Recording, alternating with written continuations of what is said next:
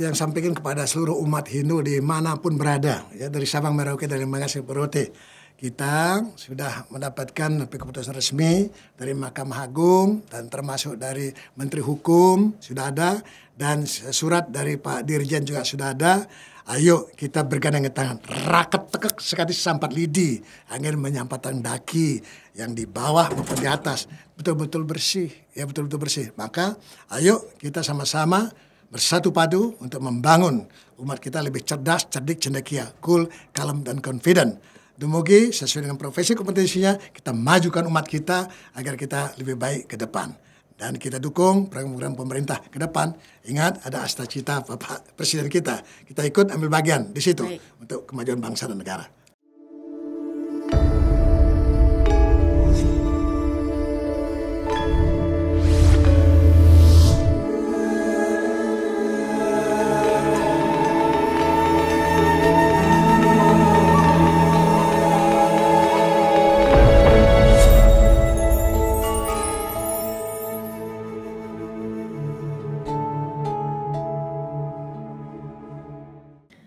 Om Swastiastu. Swastiastu.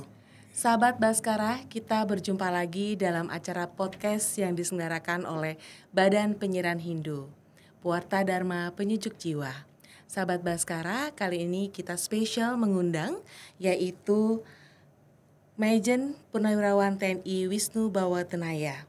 Beliau terakhir menjabat sebagai Sekretaris Dewan Pengarah Badan Pembinaan Ideologi Pancasila dan sekarang beliau menjabat sebagai Ketua Umum Pengurus Harian Parisade Hindu Dharma Indonesia. Baik kita sambut. Om Swastiastu, Bapak. Swastiastu. Sehat, Punapigatun? Sehat, becik, sehat. Baik, ini pertama kali kita undang ya di acara BPH. Baiklah. Bapak, nanti kita akan sedikit bertanya. Mungkin ada beberapa hal yang kita juga minta penjelasan langsung dari Ketua Umum Pengurus Harian Parisade Hindu Pusat. Baiklah, yang pertama, Bapak sebagai Ketua Umum Pengurus Harian PHDI, sekaligus juga sebagai Sekretaris Dewan Pengarah BPIP atau yang dikenal dengan Badan Pembinaan Ideologi Pancasila, apakah keduanya sejalan dan saling memperkuat atau mungkin pernah berbeda arah? Bagaimana Bapak melihat dan menjalani dua jabatan ini? Bisa Bapak jelaskan? Suksma, terima kasih. Saya sekarang ada di Sekretaris Dewan Pembinaan Ideologi Pancasila, BPIP RI. Termasuk saya juga sekarang di Ketua Parisade Hindu Dharma Indonesia. Dua-dua lembaga ini saling bersinergi. Kenapa? Kita selaku warga negara Indonesia, tentu dasar negaranya Pancasila. Ya. Kemudian selaku umat Hindu, kita ya beragama ini tentu ada Pancasarada, ya. Di dalam Pancasila, sila pertama ketuhanan Maha Esa. Nah, tugas pokok kita di Parisade ini yang pertama meningkatkan sarada bakti, ya, umat kita. Ya, kemudian tentu juga kita ingin agar umat kita ini di dalam kemampuannya untuk bisa berbuat buat masyarakat, bangsa dan negaranya, ya. Nah, ini kemudian kita di Pancasila, di mana kenapa ada BPIP? Ini yang pertama, sehingga masyarakat juga dapat memahami nanti. Kita ingin menegakkan dan mengimplementasikan nilai-nilai Pancasila agar Pancasila betul-betul dihayati, diimplementasikan, dipraktekkan dalam kehidupan bermasyarakat, berbangsa dan bernegara. Dihayati dan dilaksanakan juga ya? Dihayati dan dilaksanakan, tidak hanya hafalan. Kita harus praktekkan, sehingga ini juga disusun secara terpadu, sistematis untuk jadi panduan untuk semua lembaga negara, termasuk juga lembaga lainnya, termasuk kita selaku warga negara Indonesia, ya, supaya kita tahu arahnya kemana ini, ya, sehingga kita betul-betul kita tahu sejarah bangsa, ya. Betul. Jas merah, jangan lupa sejarah. Nah, ya? Berbicara mengenai sejarah, Ampura Pak Ketum, mungkin sekarang sejarah yang saya pelajari dulu berbeda dengan yang sekarang Gen Z atau Gen Alpha pelajari sekarang gitu ya. Pentingnya sejarah. Nah, sekarang bagaimana Bapak sebagai perwakilan dari BPIP memastikan bahwa generasi muda sekarang memang mengerti sejarah, gitu. Maka kita selalu adakan pendekatan komunikasi. Ya. Anak-anak sekarang, anak-anak muda kita kan kritis. Betul. Kreativitasnya tinggi, inovasinya banyak, dan produktivitasnya juga bagus sekali. Ya. Nah, oleh sebab itu perlu ada komunikasi aktif, berkolaborasi, saling berkontribusi, ya, jadi saling mengisi, ya, tidak saling menjebak atau menjatuhkan satu sama lain. Ya. Kita saling membangun. Itu intinya di sana. Maka kita punya catur guru kan, maka guru rupake, guru pengajian, guru sese ini ada komunikasi, terutama di rumah, ya, untuk mengingatkan karena sekarang ini terjadi ada kerapuhan etika moral, ya, terjadi. Bayangkan etika moral, budi pekerti dan sebagainya ini kan perlu kita ingatkan terus dari mana? Ya dari rumah dulu, ya, nanti di sekolah dari PAUD, TK, SD sampai perguruan tinggi. Sehingga dia betul-betul jadi cerdas, cerdik dan cendekia. Ya, jadi cool, kalem dan confident dia. Ya. Betul. Siap dia, punya jiwa-jiwa aventurir untuk dia bekerja. Ya. Kemanapun dia bekerja, dia tidak pernah ragu-ragu. Tidak ingin tinggal di rumah. Ya. Dia selalu ingatkan itu punya jiwa aventurir, dia berani. Gitu. Berani tapi tanggung jawab, jujur, peduli, mandiri, kerjasama, dia disiplin sederhana. Baru dia bisa sejahtera, kan gitu. Betul, Ya. betul, Ya itu yang kita ingatkan. Wah, keren banget. Baik, Bapak. Pertanyaan selanjutnya adalah data BPS menunjukkan jumlah umat Hindu di Indonesia hampir 5 juta orang atau sekitar 1,7%. Menurut Bapak dalam posisinya yang sangat minoritas ini, mungkin yang kurang tepat bilang minoritas ya. Kita bilang ya kita mungkin masih dalam posisi yang tidak begitu banyak ya. Apa peran strategis yang bisa dilakukan oleh umat Hindu untuk memberikan kontribusi bagi bangsa dan negara? Yang pertama kita ingin umat kita terutama dari sumber daya manusia. Kita ingat bangsa Indonesia ini ingin memajukan mereka, pendidikan nasional kita tujuannya apa tuh? Jadi manusia seutuhnya. Manusia seutuhnya. Ya, manusia rohani, manusia jasmani, dan manusia sosial. Manusia rohani maksudnya iman takwa sarada bakti pada yang widi.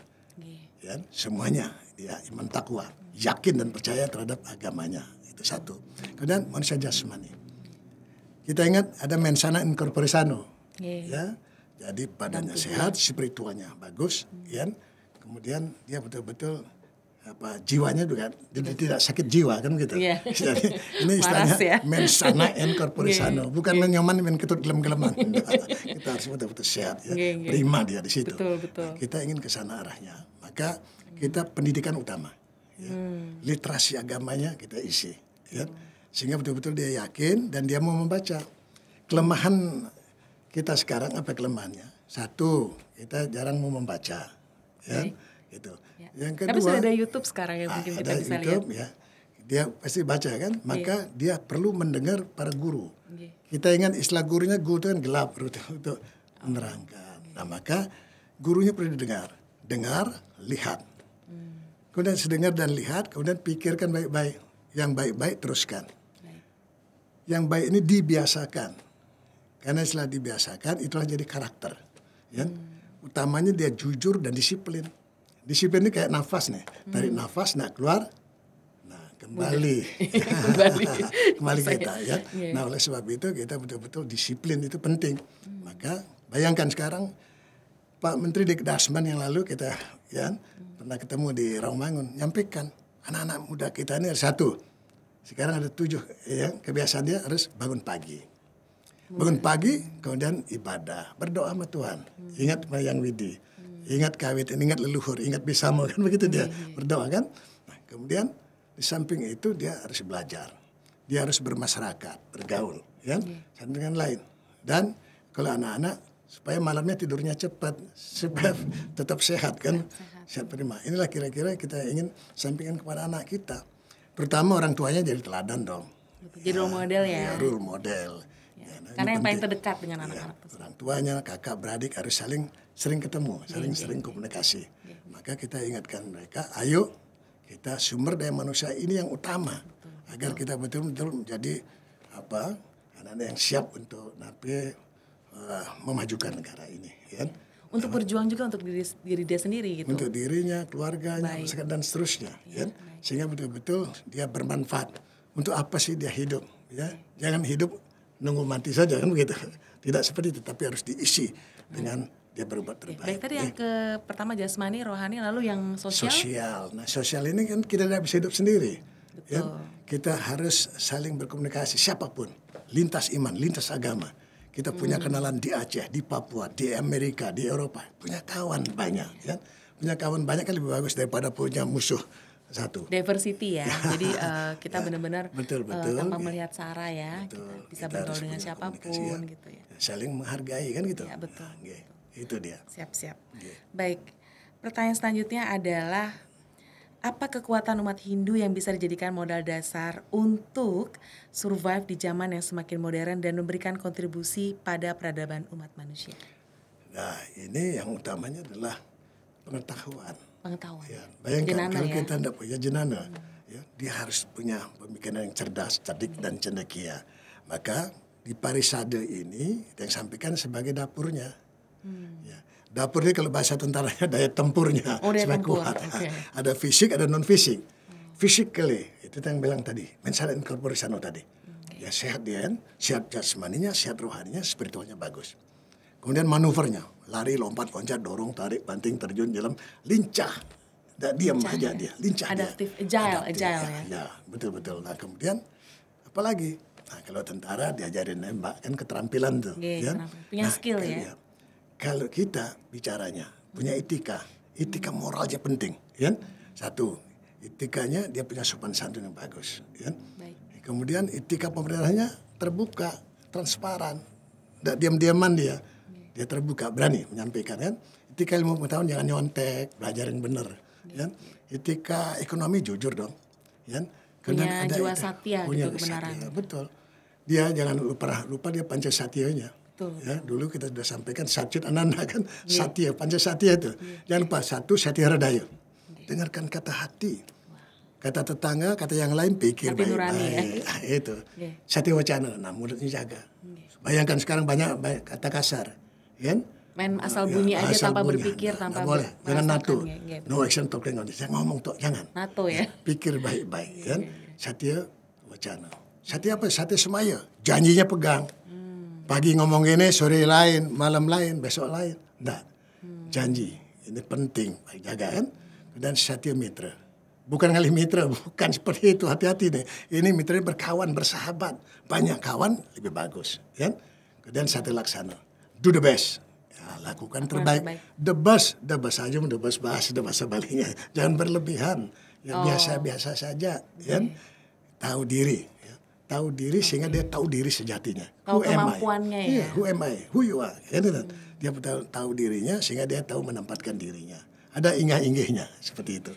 Ya. Jadi maksud Bapak untuk sekarang nih kita umat Hindu ini kan di zaman modern ini kan begitu harus adaptif ya. Jadi banyak mungkin orang berpikir bahwa dengan begini saja kita sudah cukup. Padahal sebenarnya ada hard skill juga ada soft skill yang harus kita asah gitu. Apalagi zaman dunia sekarang pekerjaan sudah mulai berubah, adanya AI sekarang. Ya, dan mungkin akan tergantikan pekerjaan yang dulu mengetik, copywriting, everything itu akan siap-siap untuk diganti. Dan kita harus punya soft skill yang mungkin bisa menjadi kelebihan ya. Betul. Gitu. Nah ini jangan lupa, kayak apapun teknologi berkembang, tapi ingat the man behind the gun. Kitanya, ya, kalau moralnya lemah, moralnya rendah, mentalnya attitude-nya susah, ya. Ada. Maka dia butuh knowledge, ya, punya keterampilan dan attitude-nya bagus. Ini yang kita ingin. Maka yang sampaikan tadi, secara fisik itu, non fisiknya moralitasnya oke. Agamanya oke. Yakin dia, ya. Dan mentalnya clear, mental baja, bukan mengal tempe. Kemudian moralnya bagus, kesejahteraannya, istirahatnya cukup, ya. Kemudian dia juga butuh merawat dirinya dengan sebaik-baiknya, kan gitu. Itu kira-kira seperti itu. Keren nih pesan dari Pak Ketum untuk para generasi muda umat Hindu, pastinya tetap harus bisa memiliki kelebihan atau strength-nya. Jadi selain ada weakness-nya juga ada strength-nya harus dikencengin gitu ya. Lalu mencari peluang atau opportunity-nya untuk bisa agile di masyarakat. Di situ pernah disampaikan, ada Pak Profesor Maya nyampaikan, ada istilah sekarang ASOCA, ASOCA, hanya ability. Ngaca kita punya kemampuan dah ini. Karena punya kemampuan belajar dong. Ya? S-nya strength, kuat fisiknya, kuat mentalnya, kuat finansialnya, gitu. O-nya opportunity. terbuka peluang. Mau kemana? Mau profesinya apa? Kompetensimu seperti apa? Nah, ini yang kita perlu siapkan. C-nya culture, budaya. Jangan malas, budaya belajarnya tingkatkan, ya. Bangun pagi lebih awal, jangan nunggu ayam berkokok, kan gitu. Jadi kita siap. Sebenarnya Asoka, agility, lincah dia, jangan di rumah aja, keluar bergaul, ya. Tapi sekarang kan banyak anak muda sekarang, mereka bilangnya WFA atau work from anywhere gitu. Jadi sekarang udah nggak zamannya kalau WFO gitu ya.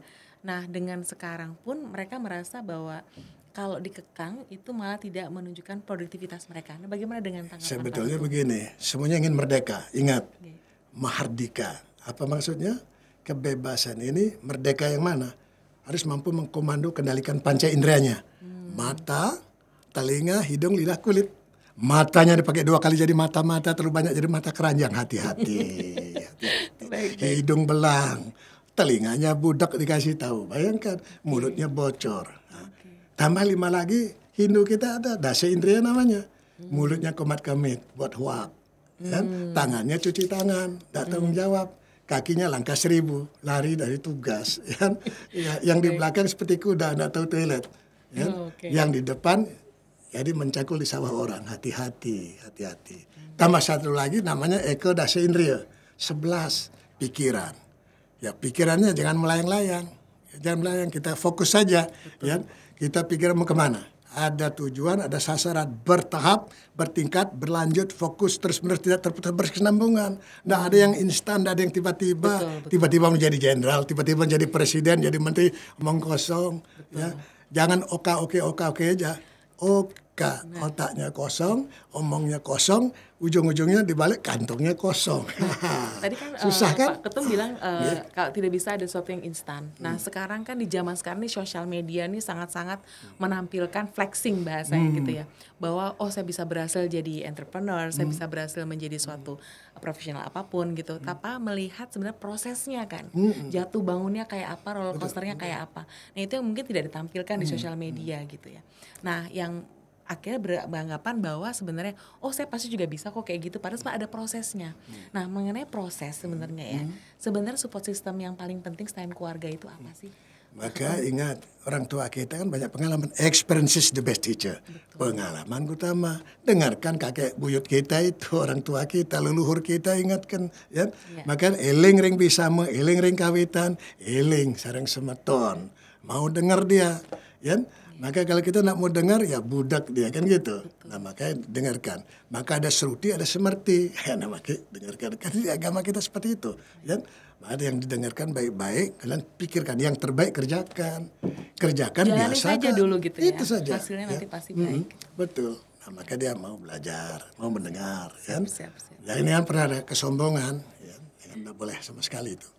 Baik Pak Ketum. Pertanyaan selanjutnya adalah bangsa Indonesia adalah bangsa yang plural dengan sesanti Bhinneka Tunggal Ika. Lengkapnya Bhinneka Tunggal Ika Tanhana Dharma Mangrua. Tetapi dalam seminar nasional kerjasama Prajaniti, Esoterika dan PHDI beberapa waktu yang lalu, di mana salah satu pembicaranya adalah pejabat BPIP, terungkap bahwa tren intoleransi, eksklusivisme dan radikalisme justru semakin meningkat dan mengkhawatirkan.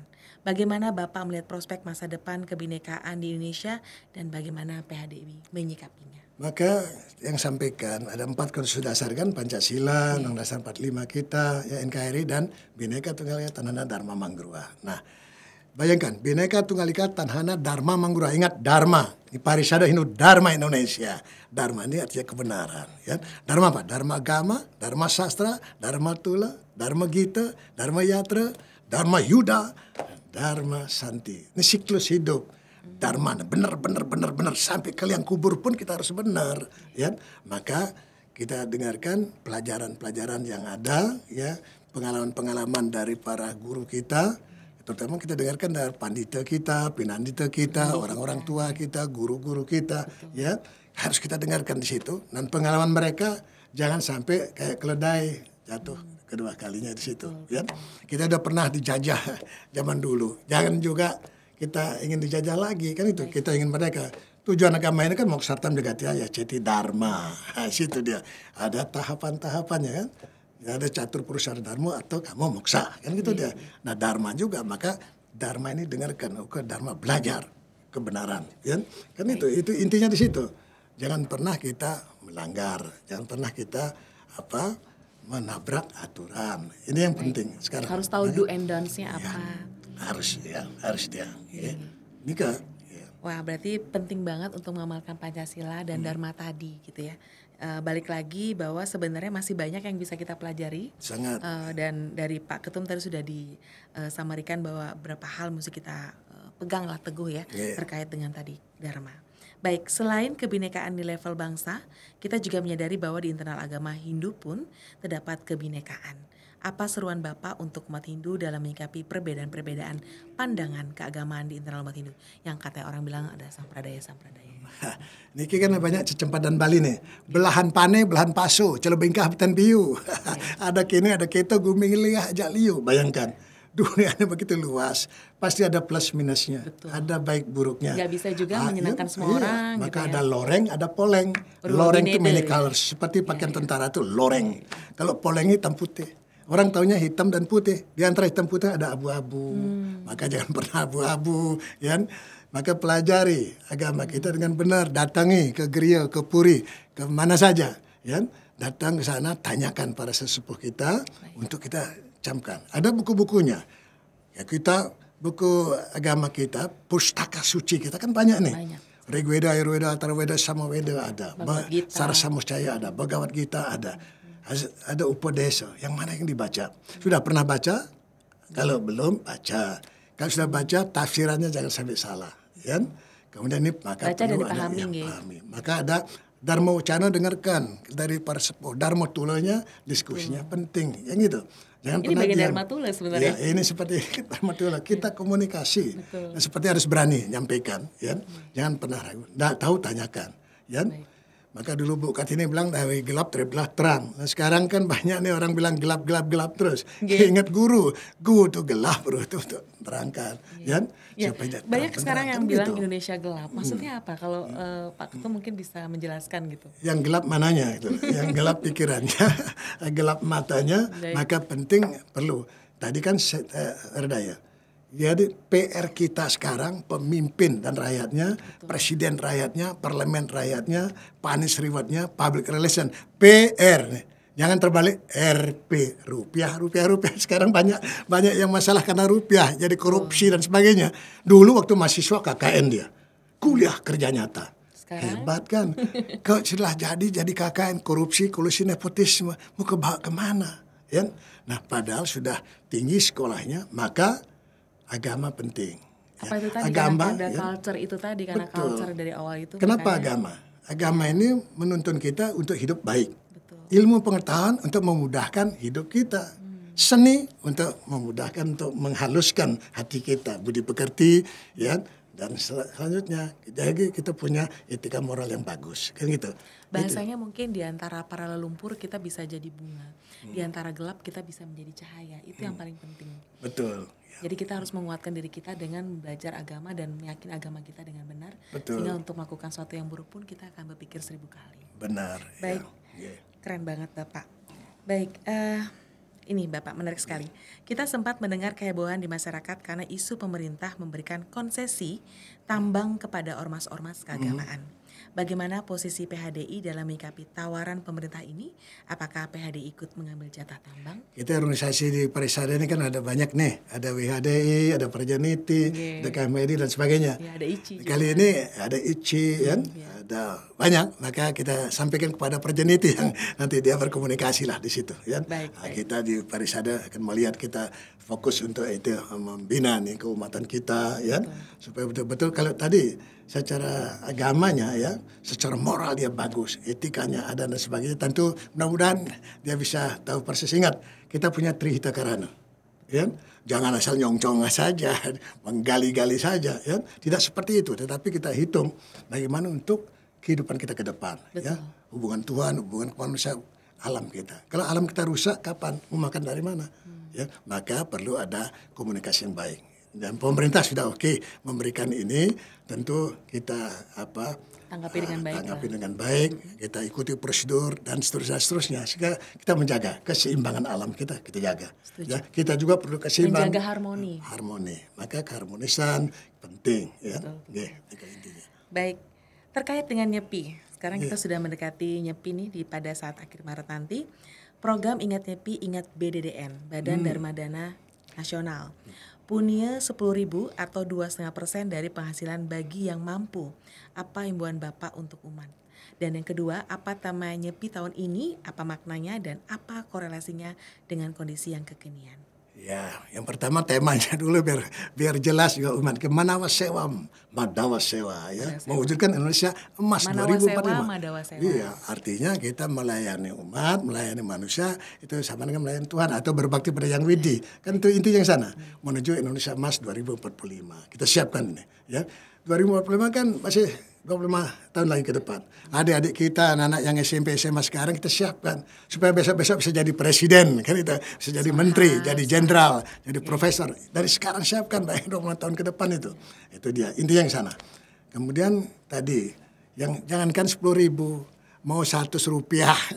Kalau dulu orang tua kita bilang talent ketip, kita mau nabung, kita bekerja sama, lama-lama kan jadi bukit. Jadi kita bisa membantu saudara kita yang tidak mampu, ya. Maka kesadaran, satchit ananda, tadi kan kesadaran kita tumbuhkan untuk bisa berbagi, ya. Kalau dia mau berbagi sehingga nanti bisa membantu yang lain, ya. Jangan untuk dirinya sendiri, nanti tidak bagus, ya. Nah, oleh sebab itu kita tidak ada pemaksaan, perlu keikhlasan, ya, ketulusan hati. Kita yadnya namanya itu, ya. Yadnya itu berkorban, korban pikiran boleh, yang cerdas kasih nasihat, ya. Korban tenaga, ayo bantu, ya. Korban dana, ya, ayo. Ada berapa? Ikhlas. Betul, ya. Yang penting ikhlas. Korban perasaan, kadang-kadang kan gitu. Bahkan kalau kita tentara korban nyawa tuh membela negara bangsa ini. Jadi kita betul siap berkorban, itu intinya. Kalau dia tidak mau berkorban bagaimana? Ya. Ya kita juga korban waktu, ya, korban macam-macam ini kita siap. Sebenarnya kembali lagi Pak, punya untuk 10.000 ini kan sudah dicanangkan dari BDDN sudah sejak lama. Berbicara mengenai 2,5%, sekarang berbicara adalah 2,5% dari penghasilan itu rasanya berat gitu. Tapi balik lagi ada 10.000. Kalau 10.000 saja dilakukan dengan 5 juta umat Hindu tadi itu dari 50 miliar mungkin yang bisa ditampung oleh BDDN dan bisa disumbangsikan atau dikontribusikan kepada umat-umat kita yang membutuhkan. Tidak hanya pembangunan pura ya, tapi juga pendidikan, beasiswa gratis gitu ya, dan juga mungkin juga biaya penghidupan sandang pangan papan mereka gitu. Nah BDDN ini kan adalah tonggak alat yang dipergunakan oleh PHD sendiri gitu ya untuk menyalurkan bantuan-bantuan tersebut gitu. Harusnya kita berpikirnya adalah sama-sama dimanapun kita berpunia gitu ya, itu sama saja. Nah ini yang perlu mungkin disosialisasikan kembali gitu ya Pak Ketum gitu ya. Mungkin Pak Ketum bisa sedikit menceritakan tentang BDDN gitu sehingga nanti umat Hindu Badan Dharma Dana Nasional. Kita juga sering dengan sekarang ketuanya Pak Seto, kita sering bicara. Kita ajak bagaimana meningkatkan ekonomi keumatan kita. Betul. Untuk kesejahteraan umat supaya lebih damai, lebih harmoni. Betul dan sebagainya. Kita ingin ke situ. Maka secara ilmunya para tokoh-tokoh kita untuk menyampaikan, diberi dia pengetahuan ya seluas-luasnya supaya muncul kesadarannya. Sehingga nanti kita lihat dia, profesinya apa, kompetensi mana, di mana dia. Contoh misalnya kita dengan UNHI, itu kan di situ universitas kita ya. Untuk bagaimana kita misalnya contoh melihat hutan obat-obatan. Arti UNHI kita membuat misalnya ada kedokteran, ada ilmu pengobatan Ayurveda kita. Bayangkan kalau di Sumatera kita punya tanaman misalnya ada serai, ada di Kalimantan, ada tanaman di Papua, di Sulawesi dan seterusnya. Nah di situ hutannya, tapi ilmunya dari universitas kita. Nanti kita bisa jadikan beraneka ragam, ya, olahannya jadi obat, bisa untuk menambah mereka. Maka sekarang pangan. Jadi bantuan secara medis kesehatan juga ada. Ya ada di situ. Maka pangan ini penting kan itu dan energi. Dua sisi ini. Kalau dari sisi yang lain security and prosperity kan begitu dia. Maka kalau orang Bali ya sering nanya bahasa Bali Punapi Gatra. Gatra itu segmen elemen kehidupan. Trigatra, Pancagatra, jadi Astagatra. Ya, jadi biar dia luas. Geografi seperti apa, sumber daya alam seperti apa, sumber daya manusia, ideologi, politik, sosial, budaya, pertahanan, keamanan, dan seterusnya. Ini luas. Ngomong Punapi Gatra nggak bisa cukup 45 menit. Kita panjang itu, hampir berapa SKS harusnya ya. Ini Nanti kalau kita tanya bicara. Punapi Gatra sama Pak Ketum beda ya jawabannya. Masih panjang. Menarik. Baik, pertanyaan terakhir Pak Ketum gitu ya. Tadi Pak Ketum sudah menjelaskan secara singkat terkait dengan kegiatan Pak Ketum juga di BPIP dan juga di Parisada Hindu Dharma Indonesia. Nah, PHDI sudah mendapatkan kembali SK dari Kementerian Hukum sebagai bentuk legalitas PHDI yang sah dan diakui pemerintah. Apa himbauan Bapak untuk pengurus PHDI di semua tingkatan di seluruh Indonesia pada khususnya dan kepada seluruh umat Hindu pada umumnya? Betul, itu yang sampaikan kepada seluruh umat Hindu dimanapun berada, ya dari Sabang Merauke dari Manggarai Purote.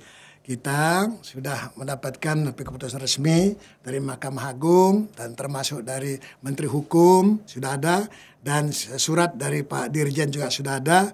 Ayo kita bergandeng tangan, raket tekek sekali sampat lidi, angin menyampaikan daki yang di bawah maupun di atas betul-betul bersih, ya betul-betul bersih. Maka ayo kita sama-sama bersatu padu untuk membangun umat kita lebih cerdas, cerdik, cendekia, cool, kalem, dan confident. Dumugi sesuai dengan profesi kompetensinya, kita majukan umat kita agar kita lebih baik ke depan. Dan kita dukung program-program pemerintah ke depan. Ingat ada asta-cita Bapak Presiden kita. Kita ikut ambil bagian di situ untuk kemajuan bangsa dan negara. Sukses semua. Mungkin pesannya juga bisa disampaikan kepada umat Hindu untuk turut ikut menyukseskan program pemerintah. Betul. Jadi kita justru jangan ikut-ikutan untuk hal-hal yang mungkin tidak penting gitu ya. Justru kita harus membantu dan menyelamatkan negara kita gitu. Dan juga jangan lupa ini nyepi nanti ini berbarengan dengan ada Tumpah Wariga. Termasuk saudara kita sekarang ini lagi puasa dalam rangka Idul Fitri. Dan sampaikan juga selamat Idul Fitri ya untuk saudara kita umat Muslim di seluruh tanah air. Semoga sukses niki dan termasuk kita ya nanti kita akan melaksanakan Dharma Santi tanggal 26 April di Mabes TNI. Kita sedang persiapan ini dan semua kegiatan-kegiatan kita nanti ada Boga Sawanam, nanti ada di juga. Nanti di Prambanan nanti ya. Kemudian dan seterus ada berapa kegiatan, ada 14 kegiatan ini. 15 banyak hampir 15 ya. Kita baru nanam pohon, nanti bersih-bersih di laut kan gitu nanti. Betul. Banyak kegiatan. Nanti bagian-bagiannya sudah ada. Giring, kita sama-sama yuk, kita gotong royong. Ujungnya Pancasila itu gotong royong. Jangan gotong tapi ngoyong. Hati-hati. Gotong royong, kita bergerak terus maju. Nih, suksma. Suksma, Pak Ketum. Baiklah sahabat Baskara, akhirnya kita di penghujung acara. Rasanya memang waktunya kurang banyak gitu ya untuk berbicara langsung dengan Pak Ketum. Tapi nanti kita akan undang kembali beliau untuk di acara berikutnya. Baiklah sahabat Baskara, yang akan tutup acara dari BPH kali ini yaitu Badan Penyiaran Hindu Portadama Penyejuk Jiwa. Izin untuk Antu Parmasanti. Om Santi Santi Santi Om. Suksma.